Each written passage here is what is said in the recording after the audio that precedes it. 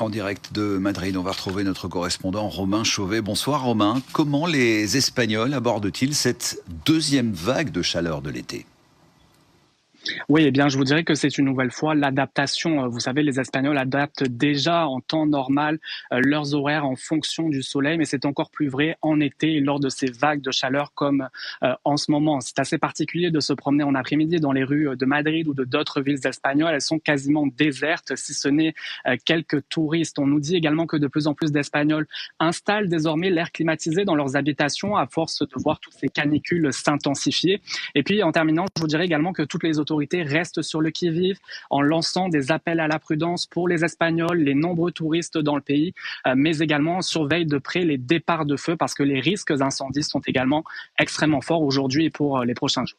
Et on sait que ces périodes de chaleur risquent de se répéter de plus en plus et l'Espagne commence donc à s'y adapter à plus long terme, Romain.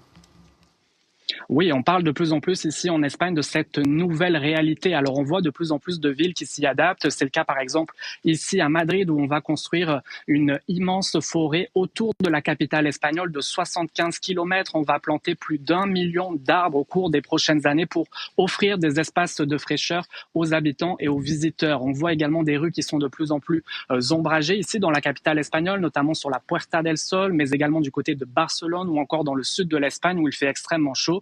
Et puis, il y a de plus en plus de villes qui adaptent également leurs espaces urbains pour éviter ce qu'on appelle les îlots de chaleur. Donc, on plante plus de végétation, on crée des fontaines ou même on repeint des rues entières avec de la couleur blanche pour éviter cette chaleur et donc permettre la réflexion du soleil. Alors, vous le voyez, différentes stratégies, mais tout ça prend beaucoup de temps et nécessite également beaucoup d'argent. Et voilà pour cette chaleur à venir. Merci beaucoup, Romain.